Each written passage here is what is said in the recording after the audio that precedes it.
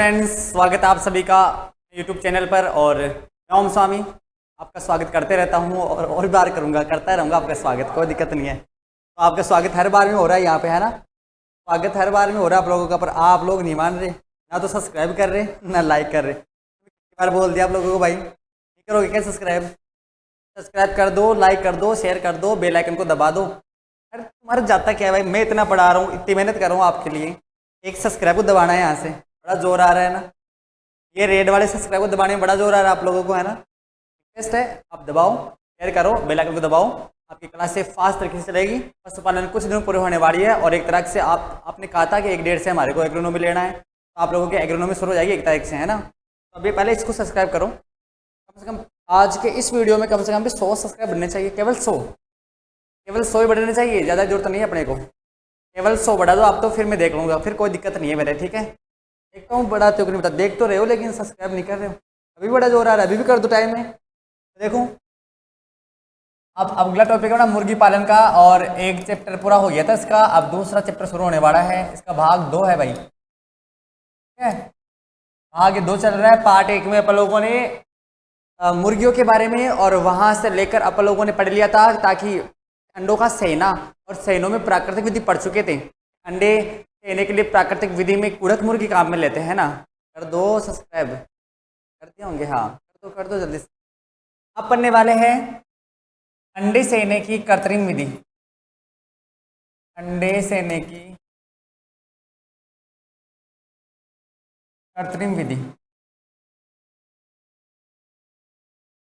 अंडे सेने की कृत्रिम विधि पढ़ने वाले हैं कि अंडों का सेना कृत्रिम विधि से कैसे करते हैं। तो सबसे पहले बताऊं, अगर आप लोगों को 1000 से 3000 अंडों का सेना करना है, 1000 से 3000 अंडों का सेना करना है, तो आप लोगों को एक मशीन लानी पड़ेगी जिसका नाम है इंक्यूबेटर मशीन। क्या लानी पड़ेगी? इंक्यूबेटर मशीन लानी पड़ेगी भाई। अब इस बोलो सर ये क्या चीज़ है इंक्यूबेटर मशीन? ये अंडे सेने की मशीन है। कोई ज़रूरत नहीं है मुर्गी की, मुर्गी हो तो भी सही है और ना हो तो भी सही है। अब अंडे सेने के लिए अपने पास में मशीन आ गई जिसका नाम है इंक्यूबेटर मशीन। क्या नाम है? Incubator machine. कुछ आएगा कि अंडों के सेना करने के लिए कृत्रिम रूप से जो काम में ले जाने वाली मशीन है उसका नाम क्या है? Incubator machine. ये मशीन एक फ्रिज के जैसी आती है, फ्रिज ही समझ लो आप। फ्रिज में ढक्कन होता है ना, फ्रिज में हर तरफ ढक्कन, वैसे ढक्कन इसमें आता है, लेकिन फ्रिज में तो आप लोग वो रखते होंगे छाछ, दूध, दही, सब्जी वगैरह, इसमें आपको अंडे रखना है।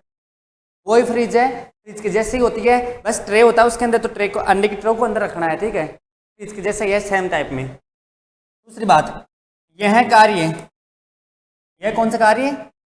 अरे यह कौन सा कार्य? अंडों के सेने का, अंडों के सेने का सर्वोत्तम समय। एक तो भैया नवंबर और दिसंबर, कौन से महीने? नवंबर दिसंबर, और एक है फरवरी मार्च। अंडे सेने का सर्वोत्तम समय एक तो है नवंबर दिसंबर और एक है फरवरी मार्च। पूछेंगे अंडे सेने का सर्वोत्तम टाइम, तो एक तो बताओगे नवंबर दिसंबर और एक बताओगे फरवरी मार्च। ऑप्शन के अकॉर्डिंग देख लेना कौन सा अच्छा लगता है। ज़्यादातर फरवरी मार्च में अंडों का सेना बहुत अच्छा होता है। कब है? फरवरी और मार्च में अंडों का सेना करवाया जाता है। अब क्या करना है? सबसे पहले तो आप लोग फार्मेलिन प्लस लाल दवा, इसका घोल बनाना है, फार्मेल्डिहाइड का और लाल दवा का घोल बनाना है। और सबसे पहले तो आप लोग क्या करोगे? मशीन की साफ सफाई करोगे ताकि कोई जीवाणु वहां पर ना लग पाए। साफ सफाई करोगे तो एक गैस बनेगी, उस गैस के माध्यम से ना पूरे इंक्यूबेटर की क्या हो जाएगी? सफाई हो जाएगी। काम कर लोगी, सबसे पहले सफाई करनी है। चलो फिर आगे चले, स्क्रीनशॉट ले लो फिर आगे चलेंगे, ठीक है। अब चलते हैं, देखो आपको क्या करना है। सबसे पहले 1000 से 3000 अंडों का सेना करवाना है, तब आपको ये मशीन काम में लेनी है, वरना तो आप लोग 100 मुर्गियों कराओ तो कुड़क मुर्गी है आपके पास में। अंडों के सेने का सर्वोत्तम समय ध्यान रखना फरवरी मार्च और नवंबर दिसंबर है। सबसे पहले फार्मेलिन प्लस लाल दवा से ना उसको धोना। जैसे आप धोगे ना, तो मैंने कहा ना भी आप लोगों से, एक फार्मेल्डिहाइड, कौन सी? फार्मेल्डिहाइड गैस बनेगी। इस गैस है ना, ये गैस क्या करेगी? धूमक का कार्य करेगी और उसे क्या कर देगी? जीवाणु रहित कर देगी। आपने स्क्रीनशॉट ले लिया होगा। अब चलते आगे। अब क्या करना है, सबसे पहले 57.5 से 58 ग्राम वजन वाले अंडों का चयन करना है भाई।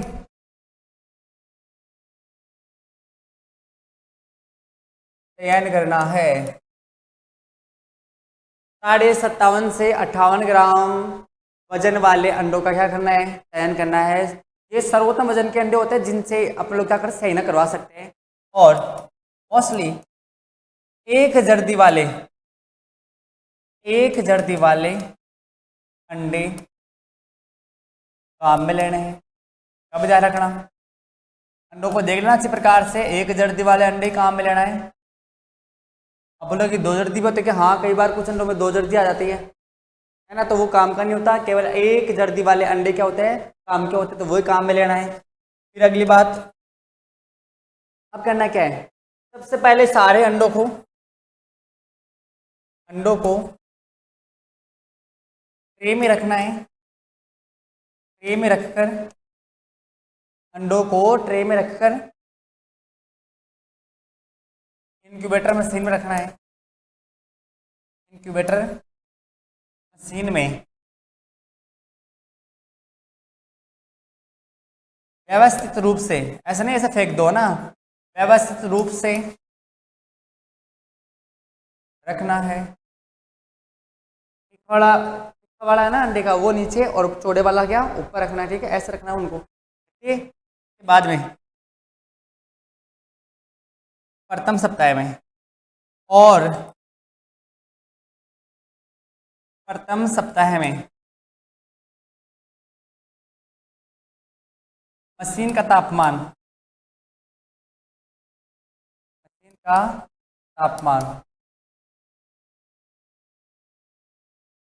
100 डिग्री फ़ारेनहाइट रखना है। इसका ध्यान देना कि जैसे रख दो, रखने के बाद में ना उसको बंद कर दो, और बंद करने के बाद में इसका तापमान कर दो 100 डिग्री फ़ारेनहाइट का।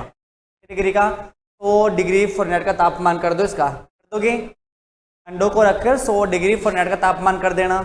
जैसे ही तापमान हो जाए ना, अब मान लो जैसे 7 दिन हो गए, 7 दिन तक यही तापमान रखना। 7 दिन जब हो जाए ना, तो आप लोग मशीन को बंद करके अंडों की जांच करेंगे। भाई, मशीन को बंद करके अंडों की जांच करेंगे। सबसे पहले मशीन को बंद करके अंडों की जांच करेंगे। अंडों की जांच करने का यंत्र नाम है कैंडलर लैंप। क्या नाम है भाई, कैंडलर लैंप नाम है। टाइप का आता है भाई ये,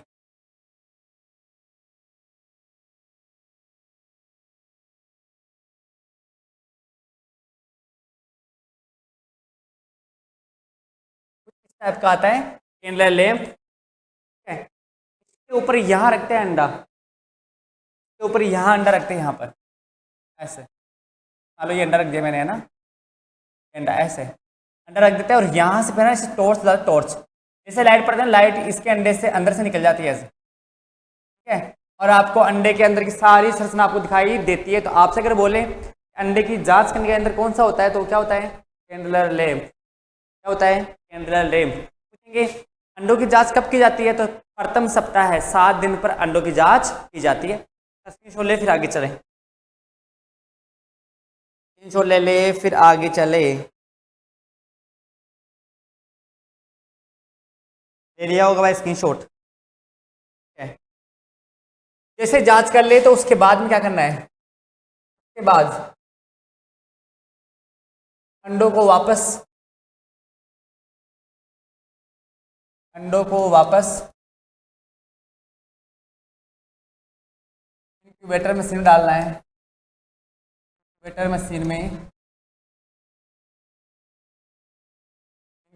में डालना है। ठीक है, ऐसे कर दो ना, तो वापस इनको सबको इंक्यूबेटर मशीन में डालना है, और डालकर तापमान 2 डिग्री तक कम करना है। ध्यान देना भाई, तापमान 2 डिग्री तक कम करना है। तापमान 2 डिग्री तक कम करना है, मतलब भैया क्या है क्या, 98 डिग्री फ़ारेनहाइट। पहले कितना था, पहले 100 डिग्री फ़ारेनहाइट था, अब कितना कर देंगे 98 डिग्री फ़ारेनहाइट कर देंगे। तो तापमान क्या करोगे आप लोग, 2 डिग्री घटा दोगे, इस तापमान घट जाए ना। अब करोगे अंडों की जांच, अंडों की जांच, दूसरी जांच वो करेंगे 14वें दिन, मतलब दूसरे सप्ताह है। अब अंडों की जांच करेंगे 14वें दिन, मतलब दूसरे सप्ताह पर अंडों की जांच की जाएगी। और किससे करोगे, वही कैंडेलर लैंप से करोगे भाई, कैंडेलर लैंप से करोगे दोबारा जांच। अच्छा, जांच कैसे करना है, जैसे जांच जाए ना, जांच के अंदर पाए जाने वाले जितने भी मान लो कि आप लोगों ने लैंप पर उसको लगाया, टॉर्च जलाई, और जलाने के बाद में आप देखोगे कि अंडे के अंदर जैसे मान लो कि बच्चा सूख तो नहीं गया, कई बार कोई बच्चा सूख जाता है, कई बार रक्त के धब्बे दिखाई देते हैं, काले काले लाल लाल धब्बे दिखाई देता है, या बच्चे का विकास हो रहा है कि नहीं हो रहा, वो आप उसमें देख लेना, ठीक है। पित्तक कई बार जर्दी पित्तक ऊपर को चिपक जाता है एक जगह पर, तो वो अंडा भी काम का नहीं है। लाल कलर का धब्बा दिखाई दे, वो अंडा भी काम का नहीं है। ब्लैक कलर का धब्बा दिखाई दे, वो भी काम का नहीं है। और किसी अंडे में बच्चा बन ही नहीं रहा, तो वो भी काम का नहीं है। या बन रहा है तो लाल धब्बे दिखा रहे हैं, वो अंडा काम का नहीं होता। ऐसे अंडों को आप लोग मशीन से क्या कर दो, बाहर निकाल दो। और दूसरे सतह पर आप लोग क्या कर दो, तापमान को 2 डिग्री कम कर दो, 98 डिग्री कम कर दो, ठीक है। फिर जांच कर ली तो वापस आप क्या करोगे, 19वें दिन, कब है 19वें दिन, 19वें दिन ट्रे को मशीन से बाहर निकाल लो, निकालोगे, मशीन से बाहर निकाल लो, ट्रे को बाहर निकाल लो। क्यों, क्योंकि अब 19 से लेकर 21 दिन में चूजा बाहर निकलेगा, चूजा बाहर निकलेगा, इसका ध्यान रखना। अरे इसका ध्यान रखना भाई, मामला सेट कर दो यहीं से भाई। 19 से, वैसे तो 21 दिन है लेकिन 21 में निकल जाएगा, लेकिन 19 से शुरू हो जाता है। कोई बच्चा जल्दी से विकास होता है ना, वो 19वें दिन है ना, तोड़े वाले मुंह से निकलता है। कौन से मुंह से, जिस मान लो कि ये अंडा है ना, ये अंडा ऐसे वाला, ऐसे इस मुंह से निकलता है यहाँ से। अभी तुम लोग ऐसे उल्टा रख दो, नीचे नहीं निकलेगा, वो ऊपर क्यों निकलेगा, चौड़े वाले मुंह से क्या निकल जाएगा, चूजा निकल जाएगा। कितने दिन के अंदर है, 21 दिन में निकल जाएगा। कितने दिन में भाई, 21 दिन में चूजा निकल जाएगा। स्क्रीनशॉट मारो भाई और मामला सेट कर दो, फिर आगे चलें। देख लिया भाई, हाँ।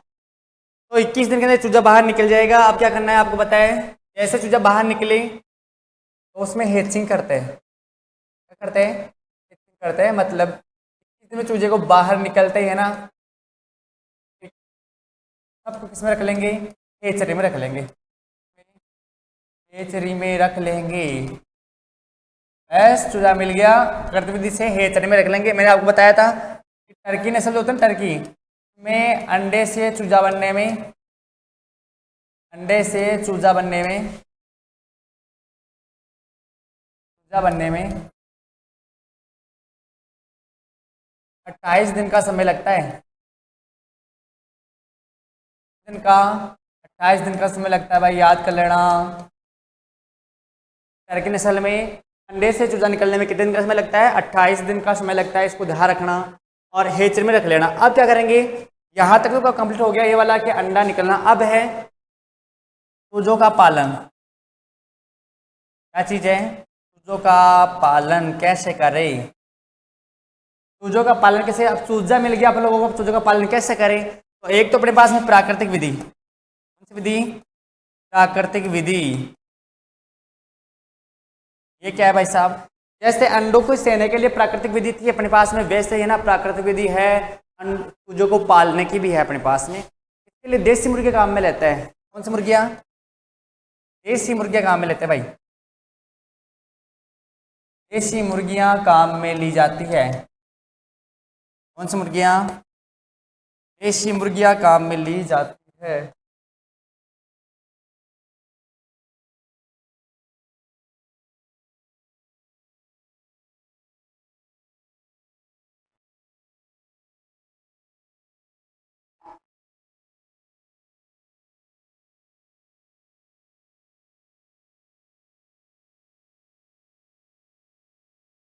अंदर आ रहे भाई।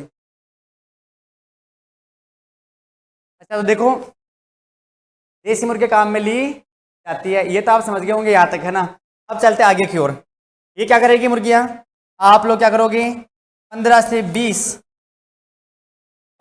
20 चूजों को, क्या समझे, देसी मुर्गियाँ ना 15 से 20 चूजों को आसानी से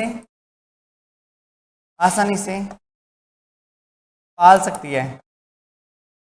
देसी मुर्गियाँ 15 से 20 चूजों को आसानी से पाल सकती है। यहाँ तक हो गया होगा भाई, यहाँ तक का स्क्रीनशॉट लो, फिर आगे चले। स्क्रीनशॉट ले लो, फिर आगे चलेंगे भाई। अब जल्दी से लो भाई। अब देखो भाई, जैसे ही बच्चा मिल जाता है तो आप उसे हेचरी में रख लिए। अब है ना, एक से लेकर 4 सप्ताह तक, 4 सप्ताह तक चूजों को पालना,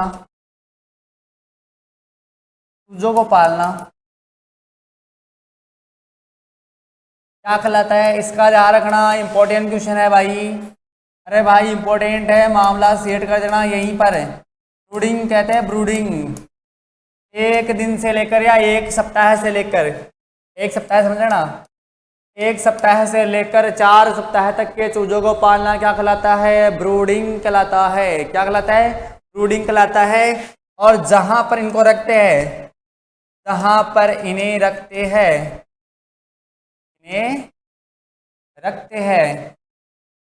उसे ब्रूडर घर कहा जाता है। क्या कहा जाता है, ब्रूडर घर कहा जाता है। इसका ध्यान रखना। 1 सप्ताह से लेकर 4 सप्ताह तक के चूजों को पालना ब्रूडिंग कहलाता है, और जहां पर इन्हें रखते हैं उसे ब्रूडर घर कहा जाता है। जबकि ध्यान देना भाई, जबकि 4 सप्ताह से लेकर 8 सप्ताह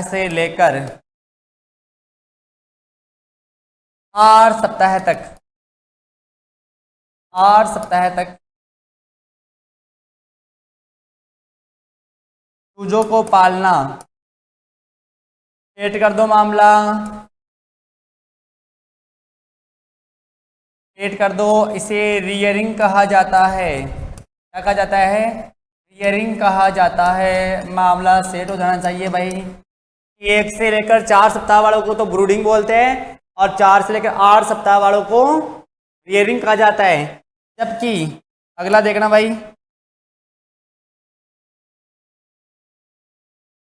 है कि भाई, ठीक है?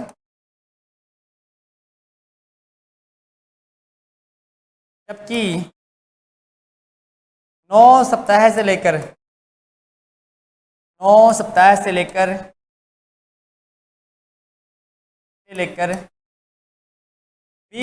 तक, 20 सप्ताह तक चूजों को पालना,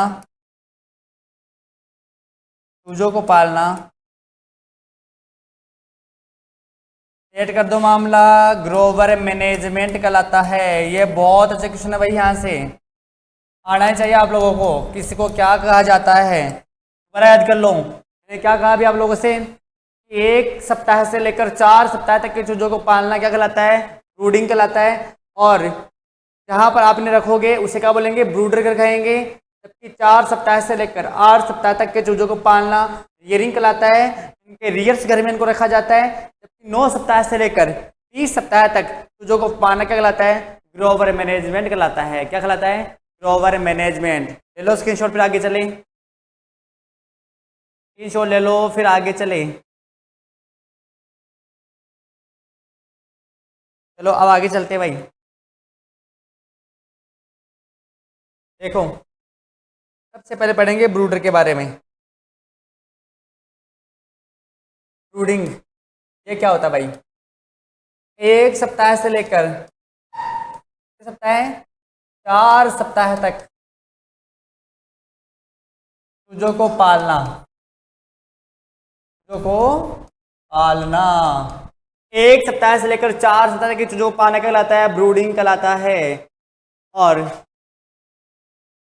इनके घर को, इनके घर को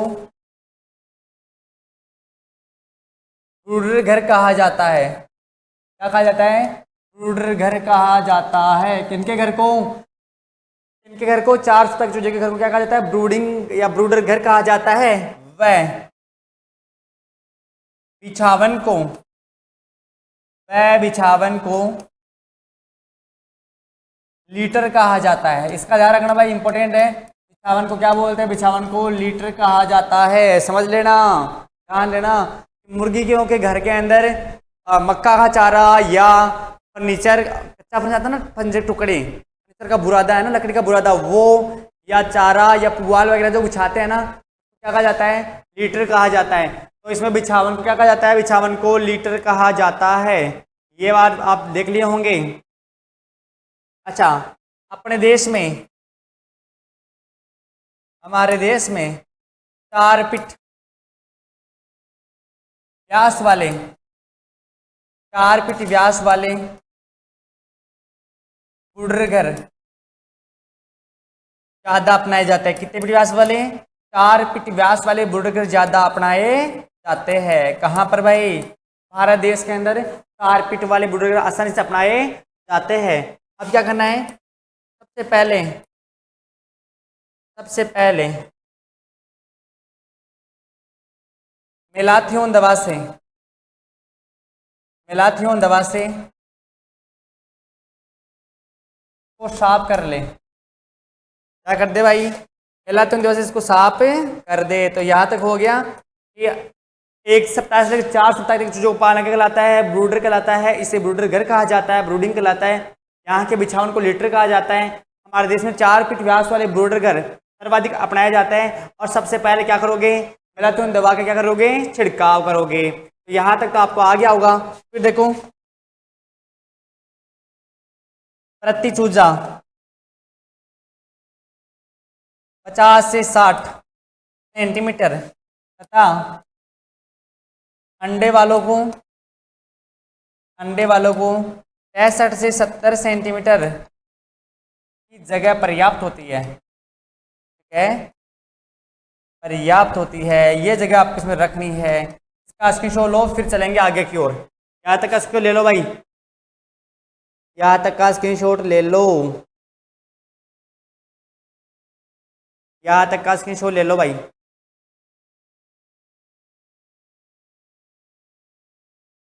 चलो भैया, आप देखो ब्रूडर घर के अंदर, ब्रूडर घर में 40 से 70% तक नमी रखी जाती है, इससे कम ज़्यादा होने पर, कम या ज़्यादा होने पर कॉक्सीडियोसिस रोग हो जाता है। कौन सा रोग? कॉक्सीडियोसिस रोग हो जाता है। अगर नमी ज़्यादा रही इनसे या बहुत कम रही तो उन चूजों के अंदर कॉक्सीडियोसिस रोग हो जाता है। किनके अंदर? उन चूजों में। अब देखो, 4 सप्ताह से लेकर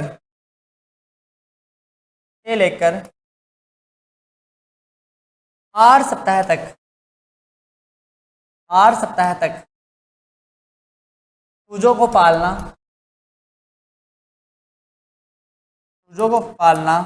रियरिंग कहलाता है।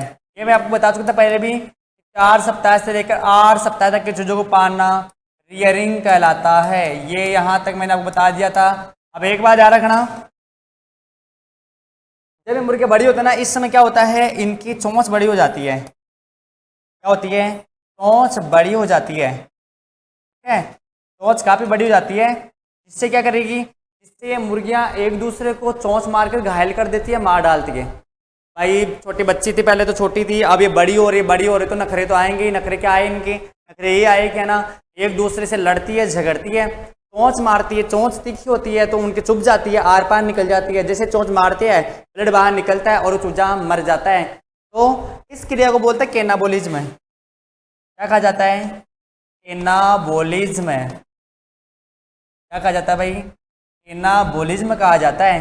कि मुर्गियों के द्वारा एक दूसरे को चोंच मारकर घायल कर देना, चोंच मारकर घायल कर देना या मार देना। घायल कर देना या मार देना क्या कहलाता है? एनाबोलिज्म कहलाता है। चूजों का एक दूसरे को चोंच मारकर मार देना, घायल कर देना क्या कहलाता है? एनाबोलिज्म। इसलिए क्या करोगे? इसलिए बीकर यंत्र की सहायता से, बीकर यंत्र की सहायता से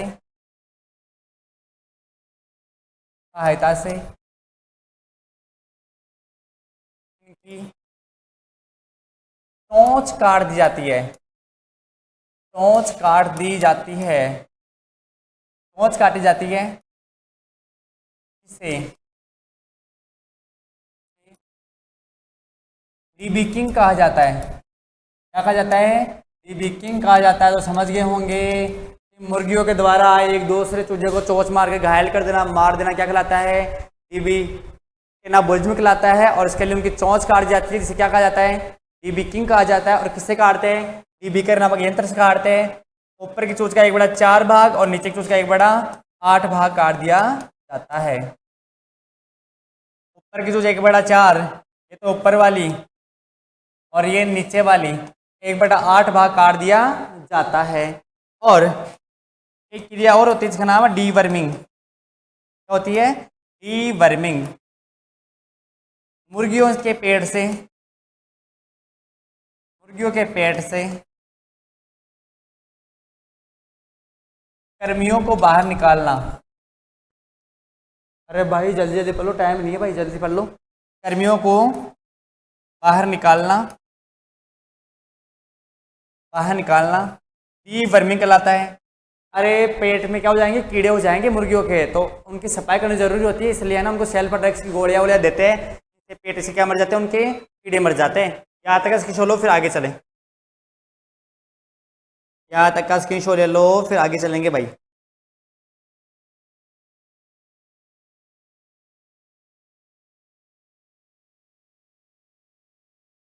यहाँ तक का स्क्रीनशॉट ले लिए होंगे, अब चलेंगे आगे की ओर। अब देखो, कई बार क्या होता है, कई बार कुछ मुर्गों में मुर्गियों के लक्षण आ जाते हैं, जिससे क्या कहा जाता है? केपन कहा जाता है ना। मादा के लक्षण, मादा के लक्षण मुर्गों में आ जाते हैं, मुर्गों में आ जाते हैं, जिसे केपन कहा जाता है, केपन कहा जाता है। क्या करते हैं मुर्गों के अंदर? क्या करते हैं भाई? मुर्गों के अंदर, मुर्गों के अंदर गर्दन के पास सिरा लगाकर, अरे बदियाकृत ये होता है केपन, केपन ना।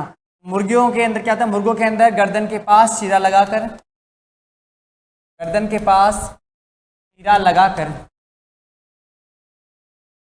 क्या करेंगे कि मुर्गों में गर्दन के पास जीरा लगा कर, है ना, चीरा लगा देंगे। और चीरा लगाने के बाद में क्या करेंगे? इनके यहाँ पर एक विशेष प्रकार की टिक्की आती है भाई। टिक्की का नाम मैं आपको बता रहा हूँ, डाइस्ट्रोल, डाइस्ट्रोल वेस्ट्रोल की टिक्की आती है। तो ये इसके लगा देते हैं, डाइस्ट्रोल वेस्ट्रोल की टिक्की आती है भाई। तो टेक्निकल प्रॉब्लम है जो अभी सही हो जाएगी 2 मिनट में। देखो नाम क्या उसका? डाइस्ट्रोल, डाइइथाइलस्ट्रोल।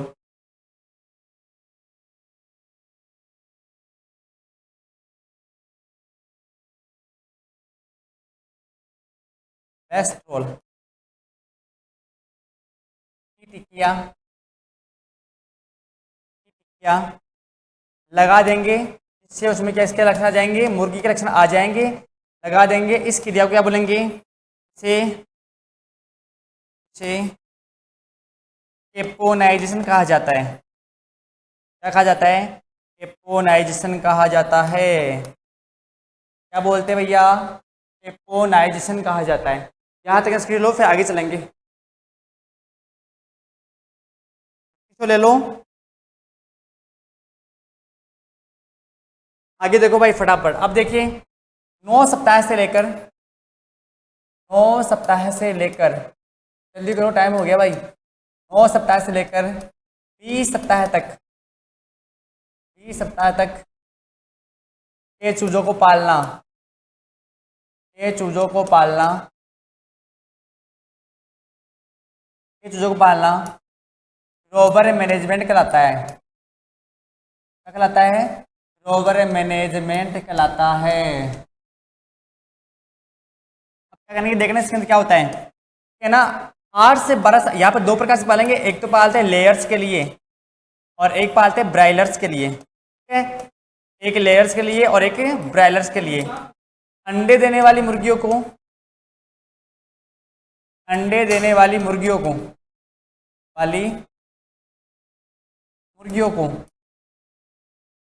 लेयर्स कहा जाता है। अंडे देने वाली मुर्गियों को लेयर्स कहा जाता है, जबकि मांस के लिए पाली जाने वाली मुर्गियों को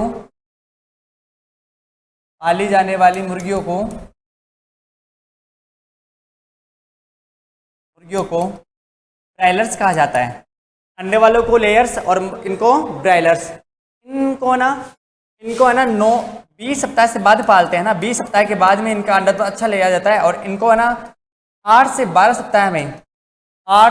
सप्ताह में मांस के लिए बेच दिया जाता है। 12 सप्ताह से पहले बेच दो, क्योंकि इस टाइम पर ये मोटे हो जाते हैं। इसके बाद में है ना इनको रखना नुकसानदायक ही होता है ना। ये पर रख दो।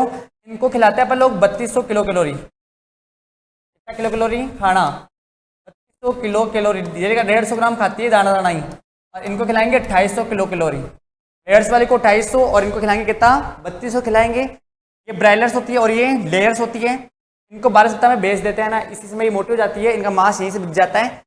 इनको 3200 किलो कैलोरी और लेयर्स वालों को थोड़ी सी कम 2800 किलो कैलोरी दी जाती है।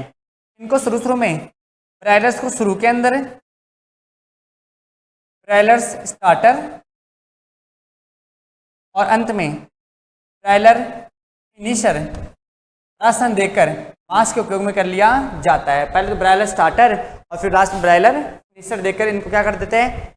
मांस के लिए पाल लेते हैं। इन वाले को शुरू में लेयर्स स्टार्टर और लास्ट में लेयर्स फिनिशर देकर अंडों के लिए पाल लिया जाता है। ये 20 से 21 सप्ताह के बाद में है ना अंडों के लिए पाली जाती है। ठीक है, अब आगे देखो, याद तक तो हो गया होगा, स्क्रीनशॉट ले लो, स्क्रीनशॉट ले लो भाई यहाँ तक का। ठीक है, तो ये आपका था मुर्गियों का पालन, मुर्गी पालन, लेयर्स, ब्रायलर्स, ग्रो मैनेजमेंट और ब्रूडिंग। नेक्स्ट वीडियो में पढ़ेंगे अपन अगला भाग। तब तक के लिए धन्यवाद।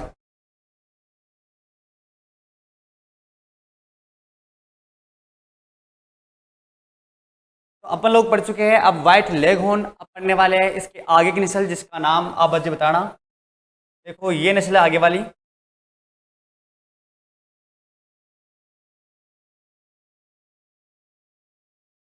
तो भाई ये है नेक्स्ट नस्ल। तो देखिए पता लगाओ कि कौन सी नस्ल है। तो व्हाइट लेगहॉर्न के बाद में जो अगली नस्ल आने वाली है वो है रेड कॉर्निश। कौन सी है? Red Cornish.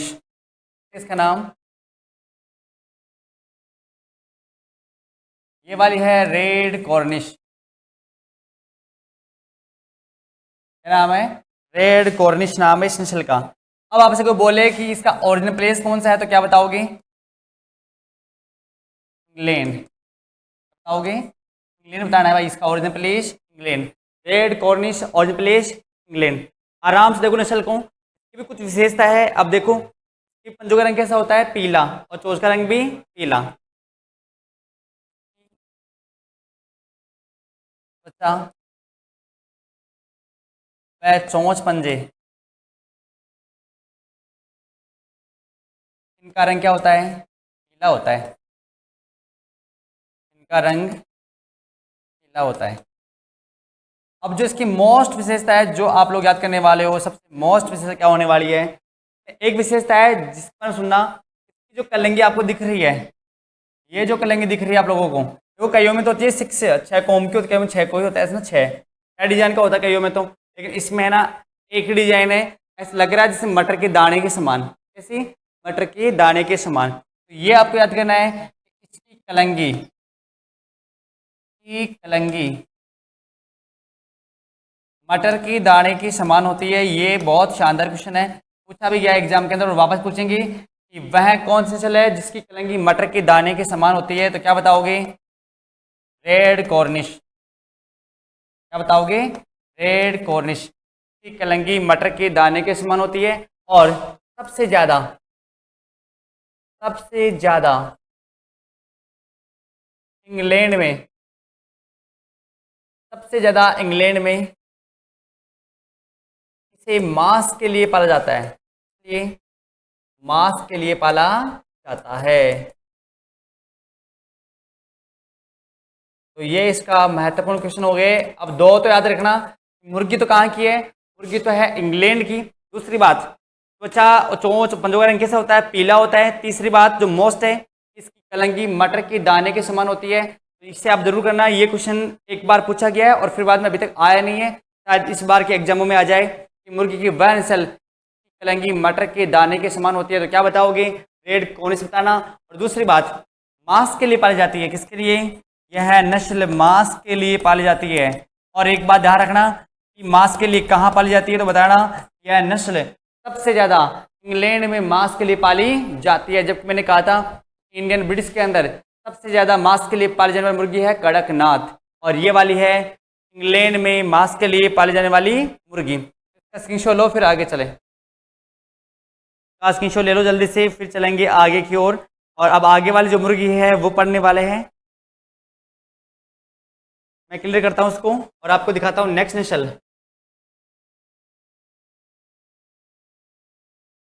ये लो भाई नेक्स्ट देखो, ये भी वही है। ये भी रेड कॉर्निश है, मटर के दाने के समान। देख लो, ये भी रेड कॉर्निश जो मैंने आपको भी दिखाए थे ना। तो ये वाली रेड कॉर्निश, ठीक है, और ये वाली भी कौन सी है? Red Cornish. सेम है भाई। अब चलेंगे अगली के ऊपर। ये देखो भाई, तो देख लो भाई, ये मुर्गियों की और भी अच्छी ब्रीड, दुनिया की सर्वश्रेष्ठ ब्रीड मांस के लिए। मैं आपको एक पिक और दिखाता हूँ। तो ये विश्व प्रसिद्ध नस्ल है मुर्गियों की, और विदेशी नस्लों में अपन लोग रेड कॉर्निश के बाद में पढ़ने वाले हैं। अब देखिए इस नस्ल के बारे में, जो आपके दिख रही है ना, इसका नाम आप अंदाजा लगा लिए होंगे। अमेरिका की शानदार नस्ल, और नाम है प्लाईमाउथ रॉक। क्या नाम है? Plymouth rock. ये लो भाई प्लाईमाउथ रॉक। और आपसे पूछे प्लाईमाउथ रॉक का ओरिजिन प्लेस, तो क्या बताओगे? अमेरिका बताना। क्या बताओगे? अमेरिका। प्लाईमाउथ रॉक का ओरिजिन प्लेस अमेरिका बताओगे। अब देखो इस नस्ल के बारे में, हष्ट पुष्ट शरीर होता है। कैसा? हष्ट पुष्ट शरीर,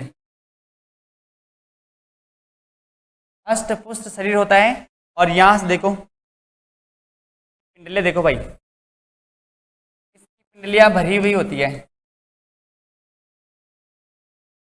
पिंडलियां भरी हुई होती है भैया।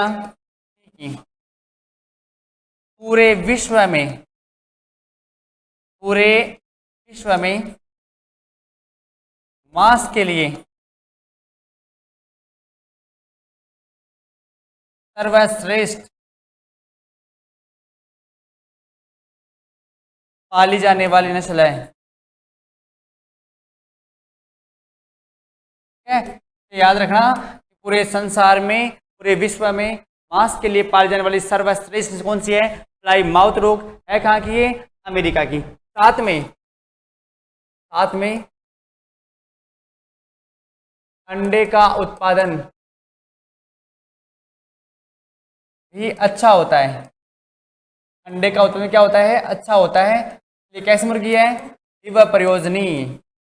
ऐसी मुर्गी दिव्य प्रयोजनी नस्ल है भाई। इसके अंडों का उत्पादन भी अच्छा होता है, मांस के लिए भी क्या होती है? सर्वश्रेष्ठ होती है। और ये द्विकाजी मुर्गी है। अब बात करेंगे, इसके जो पक्षी है ना, आकार में बड़े होते हैं। देखो पक्षी आकार में काफी बड़े होते हैं, देखो भरा हुआ मांस है ना। तो पक्षी आकार में बड़े होते हैं। वह इस नस्ल से वह इस नस्ल से उच्च कोटि का मांस प्राप्त होता है। ठीक है, इस नस्ल से उच्च कोटि का मांस प्राप्त होता है। वह नर का वजन 4 किलो होता है भाई, नर का वजन 4 केजी। इसीलिए नस्ल किसकी पाली जाती है? मुर्गी ये वाली मांस के लिए पाली जाती है। अच्छा, मैंने कहा प्लाईमाउथ रोक नस्ल है अमेरिका की। हष्ट पुष्ट बड़ा शरीर होता है और इसकी पिंडलियां भी क्या होती है? भरी हुई होती है। पूरे विश्व में मांस के लिए सर्वश्रेष्ठ पाली जाने वाली ये नस्ल है। साथ में अंडों का उत्पादन क्या होता है? अच्छा होता है। और यह श्रेष्ठ द्वीप प्रयोजनी है। लेकिन आपसे पूछे सर्वश्रेष्ठ द्वीप प्रयोजनी कौन सी है तो क्या बताओगे? Rhode Island red. पक्षी आकार में बड़े व इस नस्ल से उच्च कोटि का मांस प्राप्त होता है। नर का वजन कितना होता है? 4 केजी। चलो फिर आगे चले। ठीक है, ये नस्ल आप देख लिए होंगे, बड़ी शानदार होती है। आप इसका पीठ भी आप देख लो, पीठ देखो ना ऐसे लचक, यहाँ से पीठ ऐसे बोल देना कौन सी नस्ल है जिसकी पीठ बैठी हुई होती है? बैठी हुई समझ गए होंगे, या लचक ज्यादा होती है? लचक ज्यादा होती है, बैठी हुई होती है, तो क्या बताओगे? तो वो कौन सी है? प्लाई माउथ रोग की पीठ बैठी हुई रहती है, लचक रहती है। ऐसे ही पीठ एक बकरियों में आई थी कि वह नस्ल बकरी होगी जिसकी पीठ में हल्का सा झोल या सस्पेंशन हो। ऐसी नस्ल पहले आई थी, उसका नाम क्या था? आपको पता है उसका नाम क्या था? सिरोही नस्ल। पीठ में क्या था? हल्का सा झोल, और इसकी पीठ भी क्या होती है? बैठी हुई रहती है, और जिसका नाम क्या है? प्लाई माउथ रोग। अब चलते हैं लास्ट के ऊपर, इससे देखकर हमें नजर लगाना कि वो लास्ट वाली कौन सी है।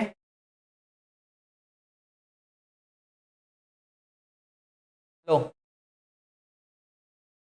ये लास्ट वाली,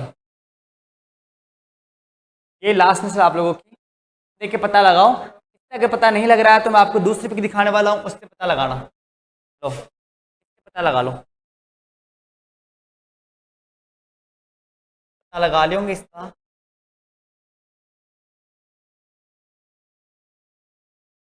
चलते हैं इसके ऊपर। इसका नाम है रेड कॉर्निश। क्या नाम है?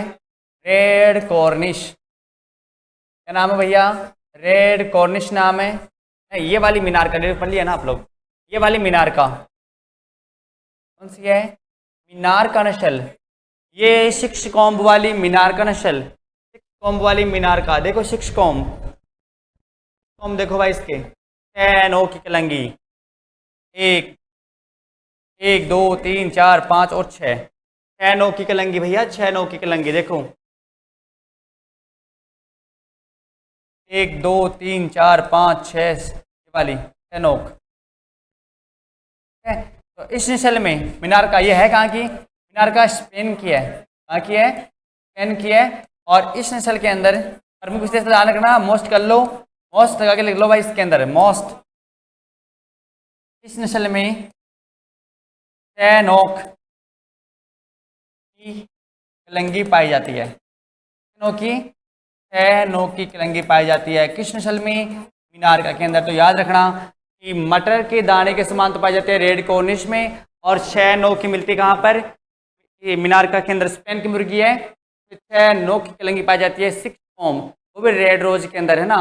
रेड रोज सिक्स फॉर्म पाई जाती है इस नस्ल के अंदर। और यह भी अंडे व मांस के लिए पाई जाती है, अंडे व मांस के लिए पाली जाती है। किशोर लो, फिर जल्दी से दोबारा एक बार रिवीजन कर दो फास्ट। चलो ले लिया होगा स्क्रीनशॉट। अब देखो, आपको मैं एक एक बताने वाला हूँ नस्ल के बारे में, आपको याद हो जाना चाहिए वो सारा का सारा। मैंने आपसे सबसे पहले कौन सी नस्ल दिखाई थी मैं लोगों को? सबसे पहले वाली मैंने आपसे कहा था, सबसे पहली ये थी आपकी असील, ये देसी नस्ल थी, भारतीय मुर्गी थी मैंने कहा था, और लखनऊ यूपी की मुर्गी थी। साहसी होती है, निडर होती है, और लड़ाकू नस्ल है। मनोरंजन के लिए पालते हैं, अच्छी माँ भी होती है, अंतिम समय तक ये लड़ती रहती है। विदेशों में लोग इसके मुर्गों को लड़ाकर क्या करते हैं? मनोरंजन करते हैं। ठीक है, मनोरंजन करते हैं। तो ये थी अशील मुर्गी, देख लेंगे अशील मुर्गी, अशील, ये रही अशील मुर्गी, ये अशील मुर्गी। अब चलेंगे,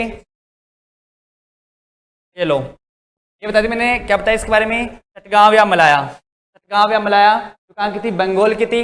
और त्वचा का रंग, चोंच का रंग और पंजे का रंग क्या होता है, पीला होता है। पंख इसके कंधे के पास में होते हैं और यह अंडे और मांस के लिए पालते हैं, लेकिन ये अंडों का सेना नहीं करती। तो मैंने आपसे दिखाया था ये नस्ल कड़कनाथ, का रंग भी काला और मांस भी काला, और भारत में स्वादिष्ट मांस के लिए पाली जाने मुर्गी यही है, जिसका नाम क्या है, कराकुल। त्वचा का रंग भी काला और मांस का रंग भी काला, ये वही नस्ल है। ठीक है, फिर मिलता है आप लोगों को ये वाली, इसका नाम था धादस। क्या नाम था, धादस। ये धादस नस्ल थी जो अंडे और मांस का दो प्रयोजन होता है, उनके लिए इसको पाला जाता है। फिर मैंने आपको दिखाई रोड आइलैंड रेड, कौन सी, रोड आइलैंड रेड। दुनिया में सर्वश्रेष्ठ अंडों के उत्पादन वाली जो नस्ल है उसका नाम रोड आइलैंड रेड है। यह द्वीप प्रयोजनियों में सबसे सर्वश्रेष्ठ है। अंडों का रंग भी भूरा और इसका रंग भी क्या होता है, भूरा होता है। मैंने दिखा आपको व्हाइट लेग हॉर्न, क्या दिखाई, व्हाइट लेग हॉर्न दिखाई। और ये वाली white leg horn native green पक्षी इटली की है। पहले अमेरिका गई, फिर इंग्लैंड, पहले इंग्लैंड गई, फिर अमेरिका गई, उसके बाद में कहाँ पे आई, भारत में आई। और ये सफ़ेद कलर की होती है, पूंछ इसकी हमेशा झुकी हुई रहती है, और इसके पक्षी नेट और क्लीन रहते हैं। और इसकी त्वचा का रंग, नीचे जो पंजे है ना उनका रंग कैसा होता है, पीला होता है। तो उसका रंग भी क्या होता है, पीला होता है। पूरे संसार में सर्वाधिक अंडे देने वाली नस्ल है, 260 से 270 अंडे प्रति वर्ष। मैंने आप लोगों को दिखाई ये वाली रेड कॉर्निश, जो इंग्लैंड में सर्वाधिक मांस के लिए प्रसिद्ध नस्ल है। कलंगी कैसी थी, मटर के दाने के समान थी।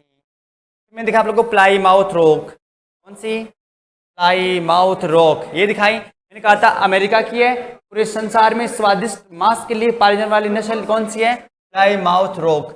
ये भी सी नस्ल के बच्चे हैं सारे के सारे। दिखाई ये वाली मीनार का, में 6 नोक की कलंगी है, 1 2 3 4 5 6, देखो 6 नोक की कलंगी, 1 2 3 4 5 और 6। ये 6 नोक की कलंगी के लिए प्रसिद्ध है। मीनार का स्पेन की जो मांस और अंडों के लिए पाली जाती है। उम्मीद करता हूँ विदेशी नस्लों में आप लोगों को ये नस्लें परिश्रम में आगे होगी। नेक्स्ट में पढ़ेंगे मुर्गियों का प्रबंधन, आप लोग उनके अंडों का सेना, कृत्रिम विधि, प्राकृतिक विधि और उनके अंडों को पालने का अध्ययन करेंगे। तब तक के लिए धन्यवाद।